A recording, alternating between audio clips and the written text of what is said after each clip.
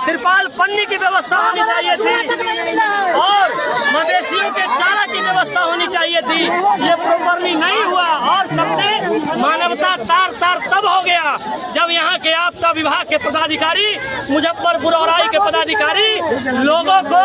भोजन करवा करके अंगूठा लगवा रहे थे। मैं ये पूछना चाहता हूँ निर्दयी अधिकारियों और पदाधिकारियों से कि आप अपने बाबूजी के घर से ये खाना खिला रहे हैं, इन लोगों के टैक्स से पैसा है। मैं ये कहना चाहता हूँ और अचानक क्या हुआ है, कभी किसी जगह पर एक साँझ बना, किसी जगह पर 2 साँझ बना और मात्र 2 दिन के अंदर में सामुदायिक किचन को बंद कर दिया गया। मैं ये कहना चाह रहा हूँ, हजारों हजार लोग रोड पर उपस्थित हैं, ये शौक से नहीं है, ये इसलिए है